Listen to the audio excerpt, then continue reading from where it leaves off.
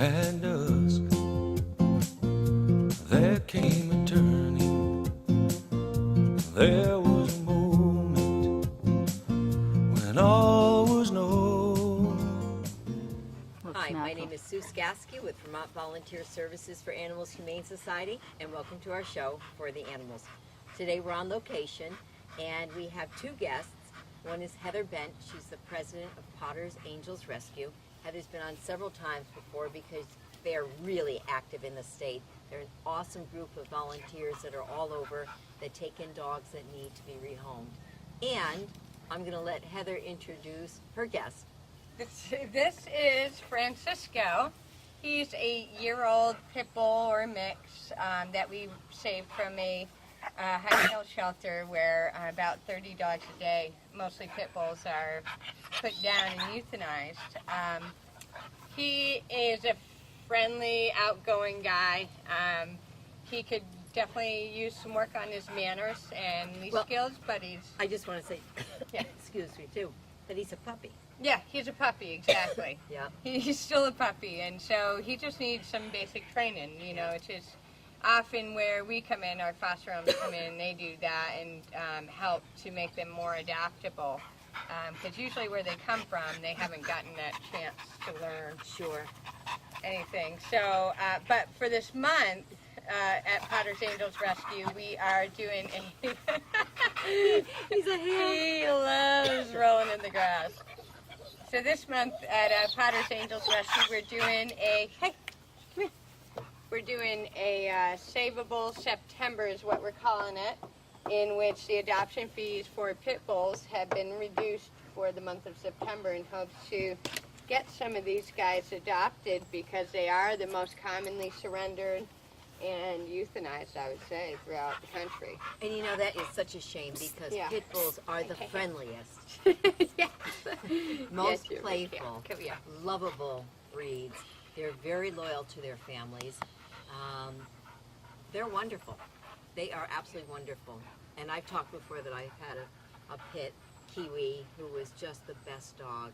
Kiwi was aggressive. He was neglected when I first got him, and he turned into my heartbeat. He was wonderful. Yeah. And this guy, he's of course neutered. Yes. How long has he been in your foster home?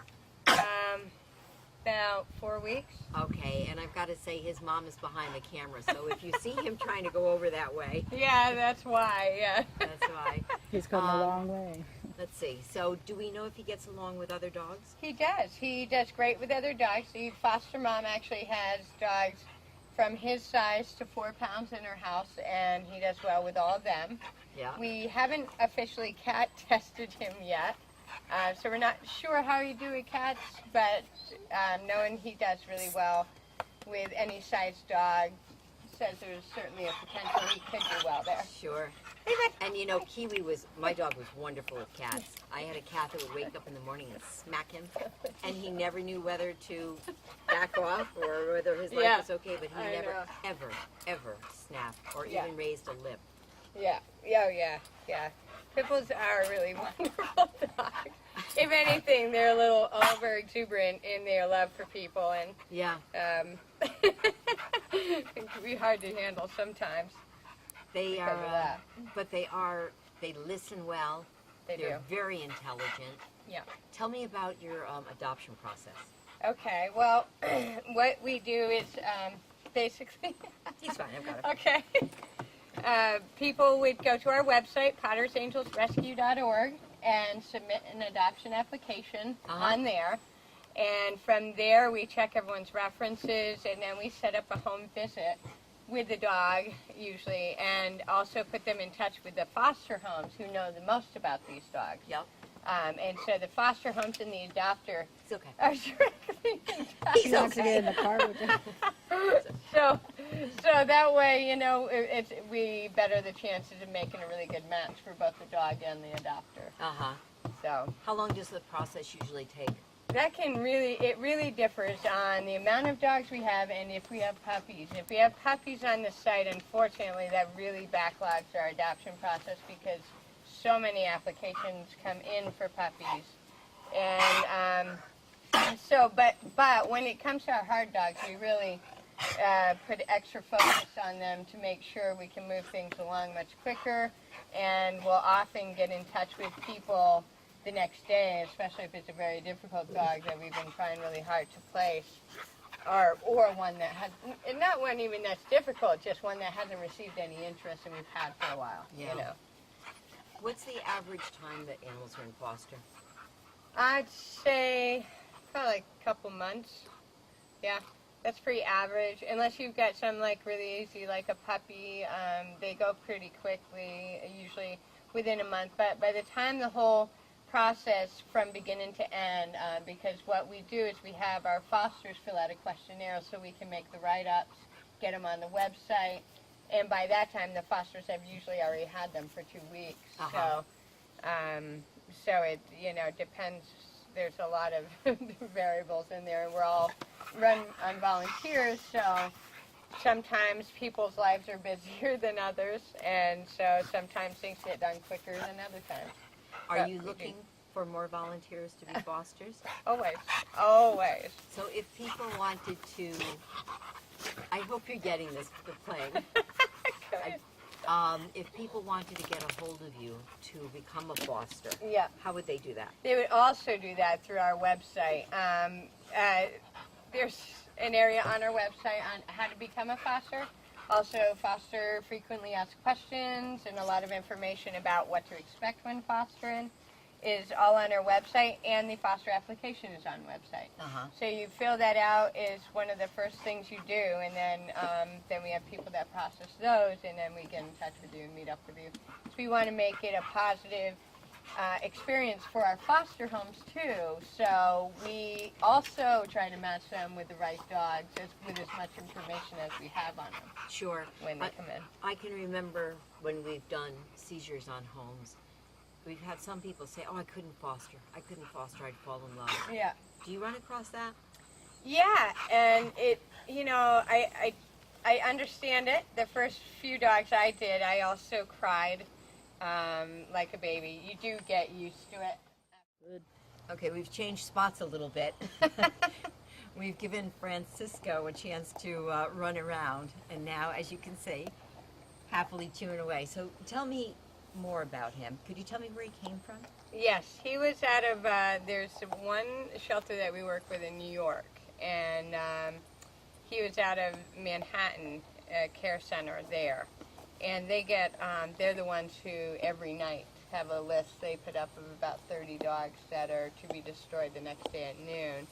And so, as you can imagine, it creates kind of a frenzy among Facebook followers and stuff like that. And I can't imagine. I cannot imagine. it's really hard. I don't go on there unless we have a room to put someone, because you can't look at those faces and say no. You know, and it makes it so frustrating when people have, especially pits, and I love them, Yeah. but number one, your insurance company, Yeah. they're, like blackballed, so you want to be sure. P.S. Got a boxer mix here. Yeah. Sorry. Yep. But they're wonderful dogs. They but are. People Absolutely. that breed them oftentimes are lowlives. Yeah. And people that acquire them are lowlifes. It's really the people that are attracted to these dogs is the problem. It's not the dogs themselves. The dogs are wonderful, well-behaved dogs, great with children. They used to be known as the nanny's dog, as I'm sure you know. I know that. But And you know, because they used to babysit children, because they were so dependable, devoted, and loyal that they could trust their dog would not harm their kid. Right. And I'll tell you, we had a golden retriever that we got as a puppy growing up that bit my little sister at 7 years of age when she pulled a clump of hair out of him. Yeah. So, it's not that she didn't deserve it, but these guys have a very high tolerance for pain, which makes them really exceptionally good candidates for children and family homes. It's really all about their, the history, what they've been through, and how they come out of it. Most of them do come out wonderfully. Yeah. And so, They just want to please. yeah, They're Yeah, people very pleasers. much. Yeah. very much. Okay, so Do you have to travel to New York, or will they bring them here? Nope, they bring them here. There's actually a transport that they've set up called the Mayors of the Alliance that transports them to here for free. And they usually, as long as they don't have kennel cough, they will neuter them and do all that for free, which is really a nice break for us with, you know, our vet costs locally. Sure. But yeah, so it's a nice system. The only downfall is that they're coming out of a shelter, so the best evaluation we have of them is in a big scary shelter. Right. So it's hard to tell how they're going to be, which is a great thing about our foster system, is that we can take these dogs in and then find out what they're really like once they're in the home. We were talking earlier. That's my little man. Oh, it's a dog. Yeah, It's a dog in the car. that's There was my a little bird man. in the tree. Okay. What was I going to say about him? I was just... Yeah. No. And he's chewing. So is he still teething, Heather? He shouldn't be. No, not at a year old, but they're still puppy-like, really, until like a year and a half old to 2 years, yeah. Right. So they definitely still chew on things. Their teeth usually, their adult teeth come in around 6 months usually. So it's not really a teething issue as much as it is just need to be busy. And Oh, sure, they're intelligent. he's probably and not enjoying the interview as much as we are. He's probably pretty bored with it. That's why he's starting to crawl out of the picture. So, playing is very good with the dogs. Yeah. Giving Playing. them a job to do. Yep. Definitely lots of exercise. And playing is really important, actually, especially when you're dealing with dogs that self-esteem needs to be worked on. It's an important part to integrate into your program, as well as structured exercise and, time for them to really follow you and to be the leader.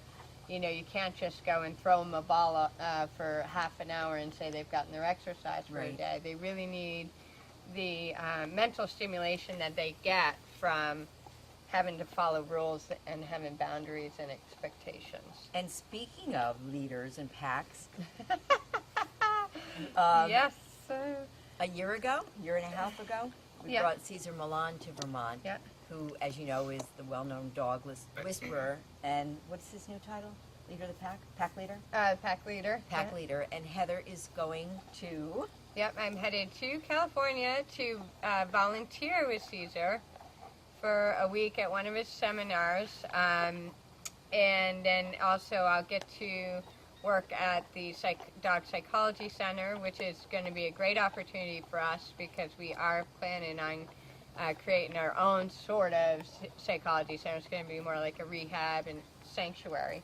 But locally, we're planning on doing that. So this is going to be a great learning experience for me to see how he runs his whole thing and to learn even more from him. So Will you be going to the ranch? Caesar's yeah, ranch? yeah, yep. Oh, yeah, how I'm exciting. So excited. I can imagine. yeah, That is so- awesome. We should give you the camera to bring out. Yeah, that would be awesome. That would be really That would be good. really cool. Okay, you're on. Hey, there's a plan. Yeah. Is there anything else you want to tell us about the other dogs you have? Well, we have lots of dogs, and and pit bulls, like I said, is one of the major ones because they're so misunderstood and so overbred and so just surrendered and discarded because of insurance reasons or just the low lives that take them in the first place aren't very committed dog owners. Right. So, we are especially overrun with them, which is why we're doing the promotion this month to get some adopted and moved out. And as well as, the older dogs are the other ones that really are difficult for us. We spend a lot of money on their vet care, and we don't really charge adoption fees for them because we appreciate so much the people that will take in an older dog, even though I think they're the easiest dogs in the world. I was just going to say, I would take an older dog in a heartbeat. Oh, yeah. You know what you're getting. Yeah. You're not going through that puppy chew the slipper stage. Oh, yeah, and- they're the easiest dogs in the world. And some of them that we have right now, Precious as a lab border collie, she's only 8 years old. And, she's not really a senior, but she's old enough so that people are, you know, I don't want to take on a dog that old, and it's really sad. So, Yeah. so we got those that we would like to see starting to get moved as well. But we have lots of dogs right now. Do you have, what are the different breeds? Oh, everything from Chihuahuas to Pit Bulls to Shepherds. And most of them are Heinz 57s. I mean, most of them are just like little 20-pound things, and no one really knows what they're made of. You and I know what Heinz 57 means. Yeah. But I told somebody that once, they're like, really? I've never heard that one. Heinz 57 just means all different breeds mixed together. Yeah, they've been so, you know, there's so many breeds in there, Yeah. you can't possibly label them. Right. Well, I'm trying to think before we close if there's anything else that you want to stress. Just spay and neuter your pets, please, so we Yeah. can stop doing this. We spend every waking hour of our free time. This is what we do, taking in dogs. And it'd be nice to see that starting to come to an end, the overpopulation, and stop seeing healthy animals like this die all over the country. It's very frustrating. It is extremely frustrating. And right now, I'm asking you again. And try looking for other avenues too, other than surrendering your animal. These are your family members, or they should be, and so your insurance not accepting a breed, I say, get a different insurance company. You know, that's not an excuse to give up a dog. I do understand that some people are really, you know, stuck in this situation, and I'm happy to help those people, of course, but it's really frustrating when people just don't take ownership seriously, and they just want to discard them as soon as it becomes inconvenient. You go for dog training. Exactly, behavior, dog you training, know. if the behavior's an issue, yeah. And actually, Absolutely. what Caesar always said, he doesn't train dogs. He Trains people. He trains people. And that's, you know, and that's very true, Yeah. very true. So, So yeah, I think that's it. okay.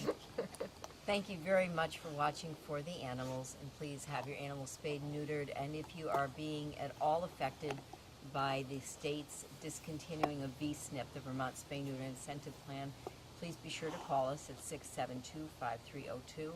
We're trying to get the answers from the state where the money is.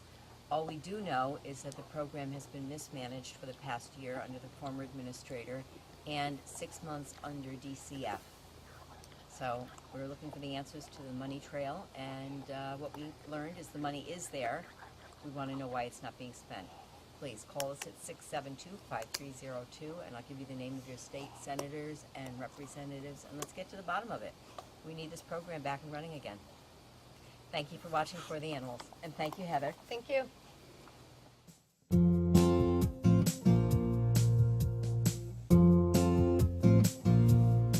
At dusk, there came a turning. There was a moment when all was known. You could feel beauty rising. Many funny stories. Marilyn Monroe, Marlon Brando. I sat down next to him and said, "Are you going to leave me alone?" He said, "I'm not doing anything." I said, "I know. Why not?" Hi, you might know me from The Nanny. Such a big potato for such a little girl.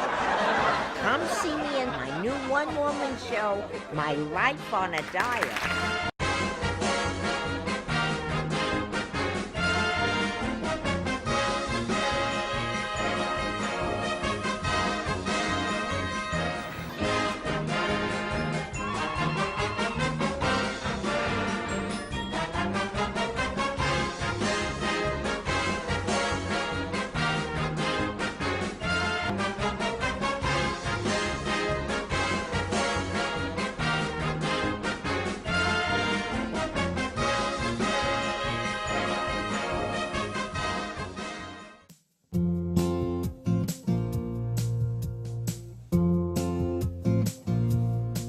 And